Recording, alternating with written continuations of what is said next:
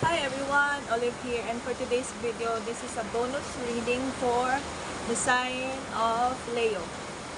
So let's see kung ano ang messages, extra messages for you, Leo. Leo. But before anything else, I would like to say thank you so much sa lahat ng followers and subscribers ng aking mga social media accounts. Thank you everybody. Kung gusto nyo ng private reading with me, message nyo po ako sa Black App or TikTok. Or email me.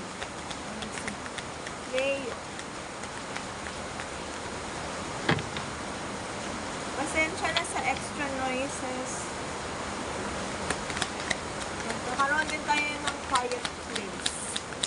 So let's manifest that. So, for now muna, let's go for Leo.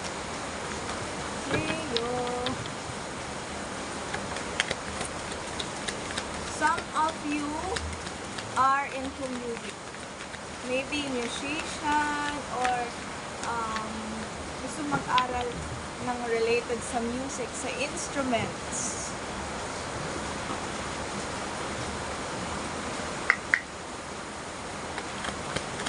I heard the word bold. So, pwedeng magkaroon kayo ng mga bold actions towards sa plans ninyo. First card, we got 10 of Swords.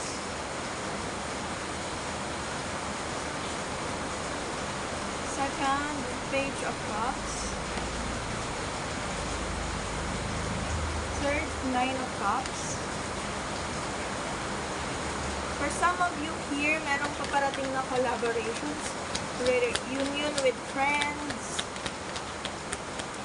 This is again for Leo bonus reading para sa mga Leo. Six of Pentacles, Four of Swords, Four of Swords, followed by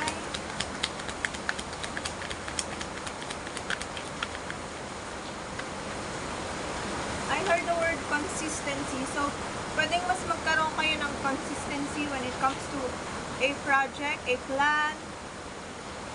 So, we got nine of Pentacles.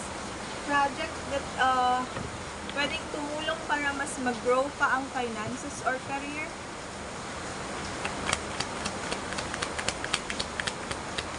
Din ako nakikitang maring dumaan kayo or daraan kayo sa isang very shaky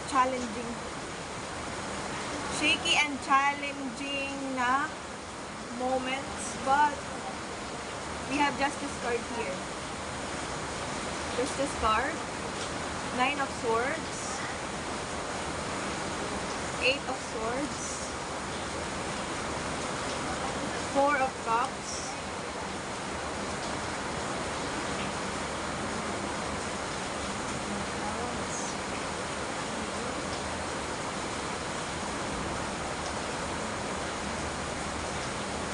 nakikitang energy, Leo here na ayun, pasensya na sa hulog and kidlat.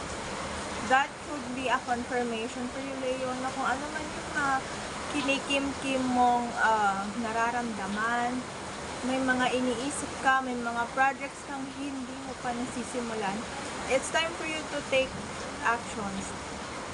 Be the leader of your own plan. For some of you here, although masinop ka sa pera, it's not growing kung paano dapat ito mag-expand. It's not, parang takot ka mag-invest. So, it's okay to invest din naman and it's okay to save up your money, pero be wiser and mindful and mag-invest ka kung saan mas mag-grow ang money mo kaysa sa nakastock siya.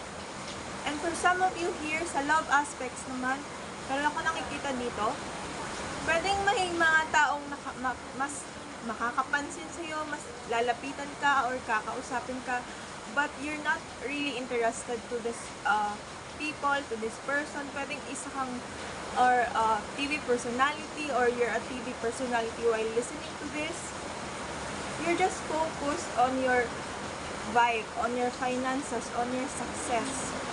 But there's also an energy here. Somebody else is longing for you or thinking. Hindi naman siya magre-reach out siya, pero iniisip ka pa rin ng person na to. I heard recent, this is a recent lang na connection. Pero ayun, for some of you here, pansinin kayo eh. Pero mas pinipili mo or mas pipiliin mong wag muna mag-focus sa ganyang aspects ng buhay mo. Kasi mas gusto mong mag-focus right now na ayusin yung thoughts mo, ayusin ang finances mo, ang emotions mo. Gusto mo munang itoon ng lahat ng energies na to sa sarili mo muna. Another card.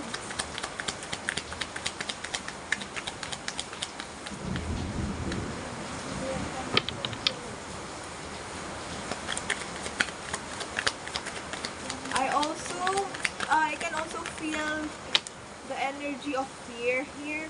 Ace of Wands. But despite sa fear na nakasurround sa'yo, Leo, you're still taking this leap of faith. Mas gusto mo nang magsimula kaysa maghintay. Two of Cups. Partnership. Knight of Cups. Somebody here is will show or express their emotions towards you. Page of Wands. And Five of Swords. For others naman, meron ako nakikitang energy that yes, there will be a person or a situation that makakaramdam ka ng emotional fulfillment here. Pero ayun nga, gaya ng sabi ko kanina, mas mag-e-expand yung focus mo sa sarili mo, sa self-expression mo, sa self-elevation. Maring makatanggap ka ng invitation na admiring you or trying to court you or ligawan ka. Pero you're still focusing on yourself. Parang inaayos mo muna yung sarili mo rather than itoon yung pasensya or oras mo sa ibang tao na naman. For some of you here, may hinihintay kang growth when it comes to your plan, to yung changes na nangyayari sa'yo. Mas naghihintay ka ng expansion. And meron din ako nakikitang exposure dito. For some of you here, if you are someone na aspiring or inspired kang maging public figure sa TV, sa social media, there is a positive energy here. Pero you are, andito ka sa era na parang hindi ka consistent and medyo hindi ka confident. And it's time for you to really invest in yourself rather, and just pour your all of your emotions sa sarili mo muna. I know napaka-cliche na advice yun, but your cards is telling na you have to release those hindi mo nasabing hindi mo mga na-communicate or nasabing messages towards the people around you. For some of you here naman, mas magpo-focus ka sa health mo, mas magpo-focus ka sa physical appearance mo. But be careful lang din sa mabilisang advancement or expansion or pagbabago, kasi baka may mga tao kang makasalubong sa journey na ito na hindi sila truthful sa iyo. For some of you here naman, because you are trying your best to take the leap of faith, or alam mo yung mag-take risk ka, mas magkakaroon ka ng growth when it comes to wealth. For some of you here, merong aalis muna sa family, sa house, kasi mas makakahanap or nakakahanap sila ng peace of mind away from the family. And for some of you here naman, if you are worried or nag-aalala ka kung makakapag-pay ka ba ng bills, I can see that there is here a delay when it comes to that.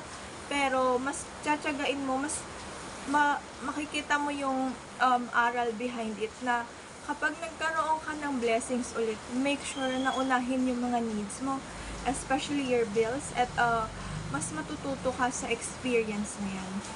So, ayun, this is your reading, Leo. Bonus reading for you. See you sa next video. Thank you!